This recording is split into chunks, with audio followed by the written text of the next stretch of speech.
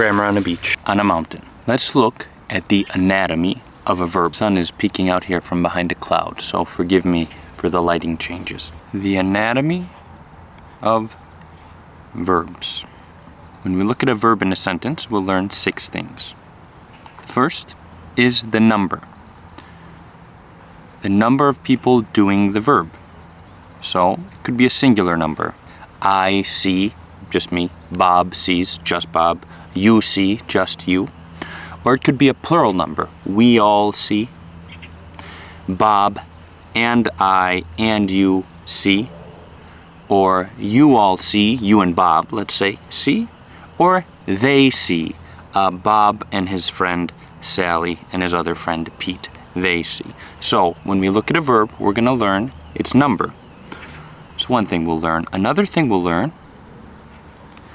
is its person. Now, you may have heard this term, first person, second person, third person.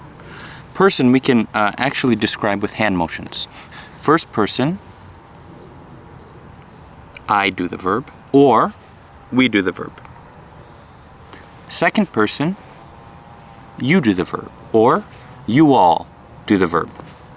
Third person, he or she or it does the verb, or they do the verb. That's person. We see that in verbs as well. The third element that a verb tells us is tense. Tense is when the verb happened. Did it happen in the past? Did it happen in the present? Or is it happening, let's say, in the present?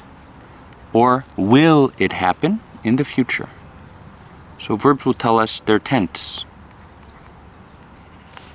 The fourth thing a verb will tell us is its aspect. The aspect has something to do with the duration of the action from the point of view of the speaker. In Greek, there are 3 aspects. Of course, this can get a bit confusing, but we'll address it in detail later. In Greek, or with any verb, we can describe it as ongoing.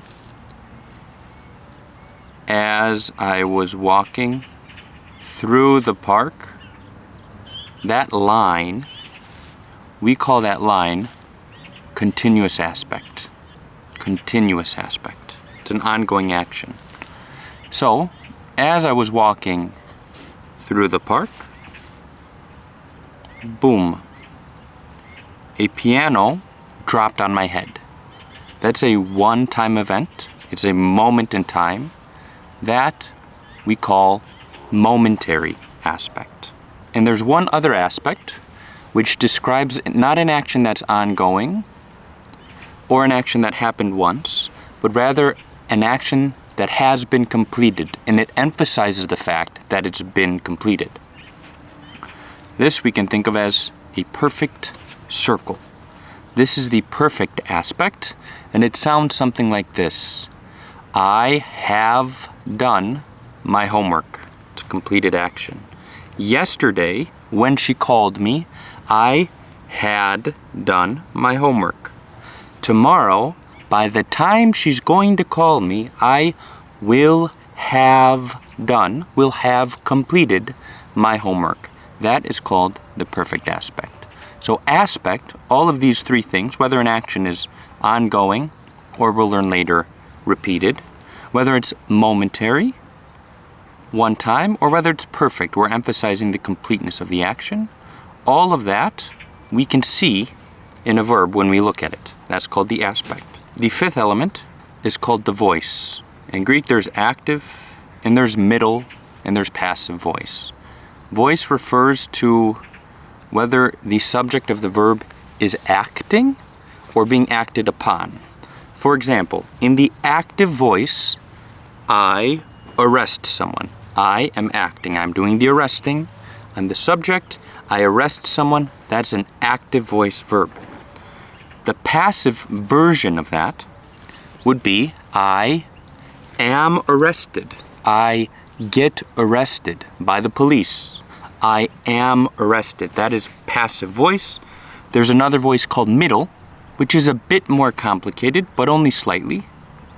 And we'll talk about that when it's time. And finally, the sixth thing that a verb can show us is mood. Mood has to do with how real an action is. What do I mean?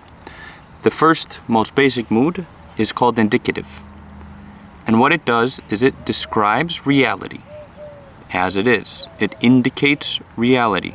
For example, I am sitting on a bench. That's true. It's reality. I am sitting on a bench. I am talking to a camera. That's true. That is indicating reality. Indicative just describes reality. Now, what if I take those same verbs, but I add a step away from reality? Let's say I'm not talking to a camera, but I wish that I were talking to a camera. Or if only I were sitting on a bench. Or I would like to go to Greece. Well, have I gone to Greece? No. Am I sitting on a bench in those sentences? No. I want to be sitting on a bench. I would like to be sitting on a bench. So the sitting on a bench is a hope. There's potential for it. It's not quite reality yet, at least. That is called the subjunctive mood. Subjunctive. And the final mood is the imperative. It is a command.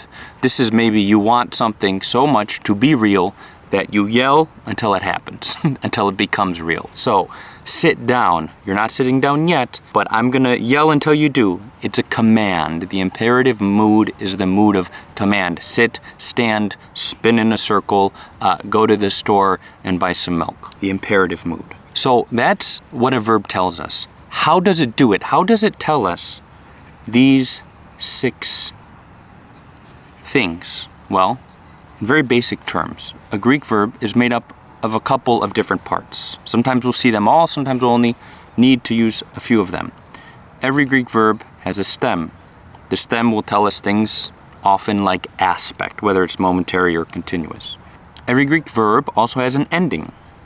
The ending will tell us things like the tense. Is it past tense or present tense? It will also tell us things like the number. Is it I walk or we walk? It'll also tell us things like the person. Is it I who walk, you who walk, he who walks? All of that we can usually see in the ending. In the ending we also see things like voice, active or passive or middle voice. And then along with the ending, sometimes, and namely in the past tense, we see what's called an augment. Usually it's an epsilon, okay? That gets added to past tense verbs. We'll talk about that when it's time. And then one other thing that Greek verbs do now, in modern Greek, they didn't do it as much in ancient Greek, is they use helping words. They might use a word like na to indicate the subjunctive mood, or they might use a word like tha to indicate the future. So these things, let's draw a nice box actually. These things, we could call them the parts of a verb. Okay? So every verb is going to make use of one or many of these elements to express itself, to express those 6 things that I said above. So that was an introduction to what's in a verb. What we're going to do now is we're going to just learn verbs case by case and slowly acquire the entire system so we can talk about all 6 elements that I mentioned using every verb. Okay? Good job.